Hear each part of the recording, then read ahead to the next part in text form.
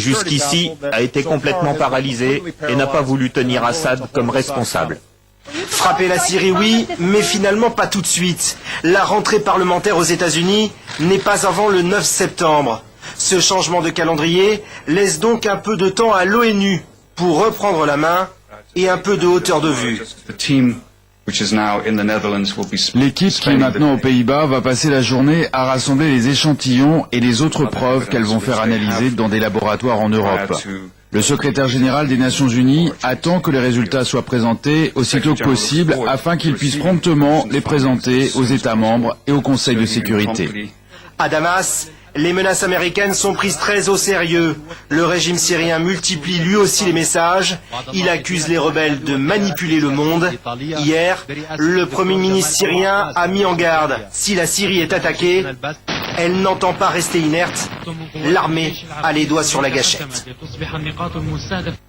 Et en Europe, la France est parmi les pays qui souhaitent intervenir militairement en Syrie, mais le sujet divise aussi au sein de la classe politique française. Des voix se sont levées pour demander que le Parlement soit consulté avant toute intervention militaire française. Jean-Louis Borloo est le premier à l'avoir demandé, un vote du Parlement pour autoriser l'intervention militaire en Syrie. Comme le président des États-Unis, le président français doit organiser un vote formel au Parlement. Une demande qui trouve un large écho auprès des ténors de l'opposition comme François Fillon, mais aussi François Bayrou ou Christian Jacob, le patron des députés UMP. Que dit la Constitution? En cas d'intervention militaire à l'étranger, l'article 35 précise que le gouvernement est tenu d'informer le Parlement. Au plus tard, 3 jours après le début de l'opération, il peut y avoir un débat, mais pas de vote imposé. Ce que rappelle ce matin le ministre de l'Intérieur. La Constitution de la Ve République ne prévoit pas de vote préalable. D'après la Constitution, le Parlement ne peut voter que pour autoriser d'une opération extérieure, 4 mois après le début de l'intervention militaire.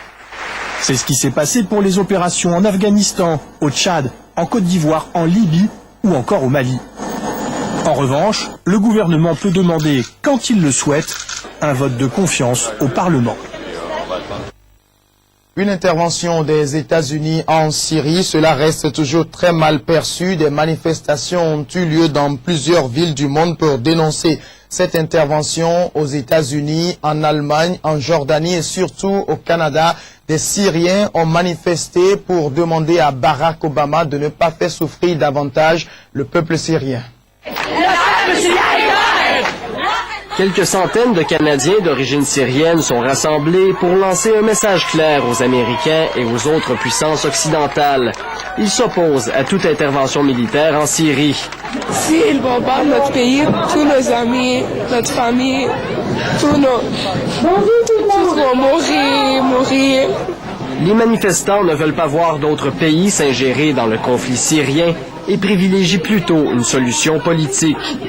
Le peuple syrien a déjà énormément souffert dans cette guerre. Il n'attend surtout pas cette intervention. Plusieurs estiment d'ailleurs qu'une intervention serait injustifiée puisqu'ils ne croient pas que le régime de Bachar al-Assad a utilisé des armes chimiques contre sa propre population. Certains soutiennent ouvertement le président syrien et craignent que des islamistes radicaux se hissent à la tête du pays si jamais il est chassé du pouvoir. Bachar al-Assad, c'est le meilleur président. Le meilleur président, puis personne ne peut le remplacer. Ils ont aussi été nombreux à se rassembler au centre-ville de Toronto pour dénoncer d'éventuelles frappes américaines.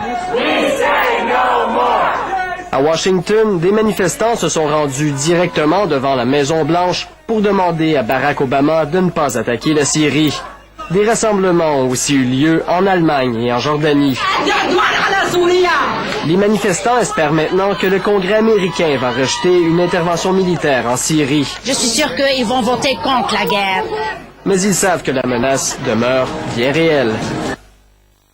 Depuis le 25 juillet dernier, la Tunisie traverse une crise politique qui s'est accentuée surtout avec la mort de Mohamed Brahmi. Le gouvernement dirigé par les islamistes Ennahda et l'opposition ont du mal à trouver un terrain d'entente.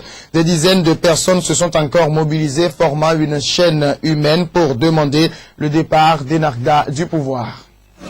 Plusieurs milliers de Tunisiens, main dans la main. Une chaîne humaine pour relier la place du Bardo où siège la Constituante à celle de la Casbah où se trouve le gouvernement. La mobilisation est plus faible que la semaine dernière et que les 6 et 13 août, mais le message reste le même. Les manifestants réclament la démission du gouvernement. Ils doivent comprendre et démissionner. C'est terminé. Les Tunisiens n'en peuvent plus des Narda et de son régime. C'en est trop, vraiment trop. Notre patience a des limites. La démission du gouvernement, c'est aussi le préalable à toute négociation de sortie de crise exigée par l'opposition. Mais la coalition dirigée par Ennahda refuse de quitter le pouvoir dans l'immédiat. Dans une série de propositions remises au camp adverse samedi, le gouvernement proposerait de démissionner fin septembre, si un accord est trouvé sur la composition du prochain cabinet et sur la future constitution. La Tunisie est plongée dans une profonde crise politique depuis le 25 juillet et l'assassinat du député d'opposition Mohamed Brahmi. Le gouvernement est accusé d'avoir failli sur le plan sécuritaire, face à l'essor de la mouvance djihadiste, et sur le plan économique.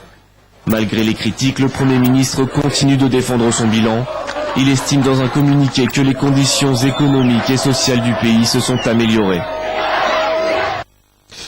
Retour en page nationale pour poursuivre ce journal avec la culture. La Miss Togo 2013 est déjà connue au terme de la grande finale qui s'est déroulée ce samedi 31 août au Palais des Congrès de Lomé. C'est Edwige Emefa Segbe, 19 ans, première année de communication, qui a été désignée reine de la beauté togolaise. Elle va poursuivre le mandat, l'œuvre entamée par sa précédente, à savoir les tics en milieu ruraux. Cassandra Anaoui.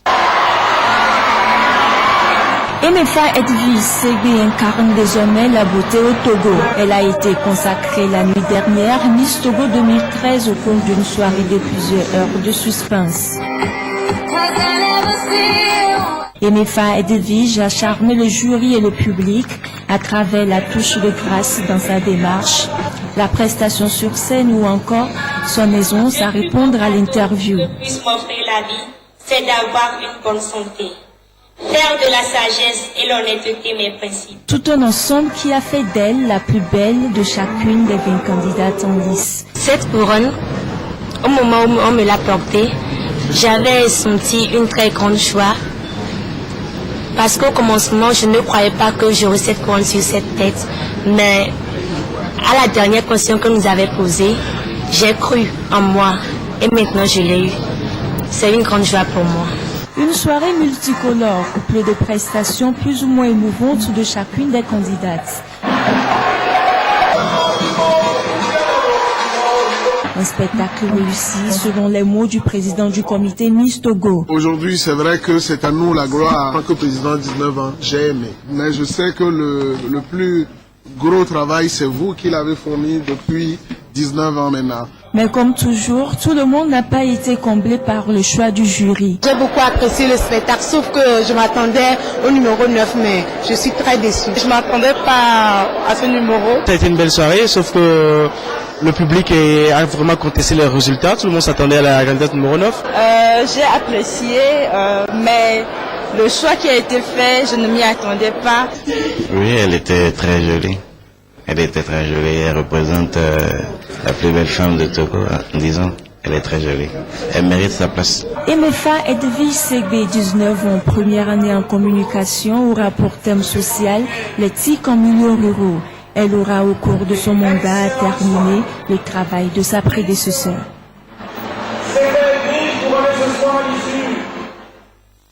Toujours dans la page culture de cette édition, le peuple Adja a célébré ce samedi sa fête traditionnelle Togui Agni. C'est dans le berceau du peuple Adja et à Tado que se sont déroulées les festivités de cette célébration. Tout cela en présence de plusieurs cadres du milieu et du représentant du chef de l'État, le ministre Nissa Onyonfam, Radjoul Mouamadou. À Tado, berceau de la culture Adja Evé, l'événement phare de l'année, c'est la fête traditionnelle Togui Agni. L'une des seules occasions spéciales où le roi des Adja, qui d'ordinaire vit reclus dans les murs de son palais, fait une sortie solennelle. Les autres royaumes que vous voyez aujourd'hui sont ici de Tado et le roi qui est là est leur grand-père. Donc, le grand-père ne peut pas se comporter comme les petits, ou bien comme ses enfants. Il ne peut pas être libre de tous les mouvements comme les autres. Il peut faire des sorties ponctuelles. pour des actions concrètes. Et il n'est pas au merci du peuple, c'est pas aisé comme ça d'avoir accès à lui. C'est pour qu'on le mette encore dans sa peau de garant du pouvoir, de la tradition. Sa Majesté Gaoumeto Adjatone Vapor, 187e roi du royaume de Tado, ici désigné comme le roi de tous les rois de l'ère culturelle Adjaévé, quitte le confort de son palais pour se plonger dans la masse de ses sujets et d'autorités politiques rassemblées pour la célébration.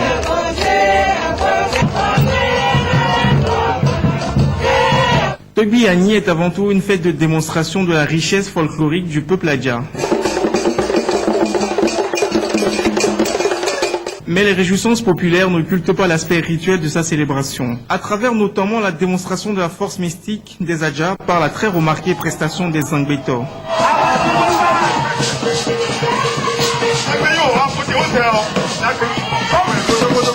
Placé sous le signe de la fraternité, Togbi Agni, édition 2013, a tenu le pari de réunir à nouveau la diaspora Adja pour réfléchir sur le développement du canton de Tado et au-delà de la préfecture du Moyen Mono. Beaucoup de rois au Bénin se reconnaissent en notre roi, ils lui font allégeance. Donc qu'est-ce que nous, qui sommes proches du roi, qu'est-ce que nous devons faire pour essayer de rehausser l'éclat de ce royaume et de perpétuer son rayonnement. Mais au-delà de tout ça, au-delà des traditions, c'est un appel au travail uni pour le développement du Moyen-Orient. C'est une joie qui m'anime ce matin pour célébrer la fête du roi de terre et que nous appelons en notre langage vernaculaire la fête Togbi Agni. Pour montrer que le peuple Adja reste uni en lui et entre frères et sœurs et reste uni au reste de la population togolaise, mais non seulement au reste de la population africaine et la population mondiale. Vieux de plusieurs siècles, le patrimoine culturel de la cité du peuple Adja est en péril. C'est pourquoi beaucoup de voix se lèvent pour réclamer la construction d'un musée à Tado et d'un palais digne du rayonnement du royaume. Le royaume de Tado est l'un des tout premiers royaumes. Et c'est de Tado que les gens sont partis, surtout du côté du Bénin, pour fonder d'autres royaumes. Mais quand vous allez dans ces royaumes aujourd'hui, tout est construit. Mais la case de départ, qui est Tado pour tous ces royaumes-là, est toujours à l'état primitif, comme tous nous le voyons aujourd'hui. Mais il va falloir quand même qu'on revoie cette situation. Fin de cérémonie dans la cour royale de la cité des Adja à Tado. Les célébrations vont se poursuivre dimanche avec d'autres activités et surtout par des cérémonies rituelles dans la forêt sacrée. Vous êtes très nombreux à nous suivre à Akpalimé et partout ailleurs. Merci à vous tous et restez fidèles au reste des programmes de la chaîne du futur.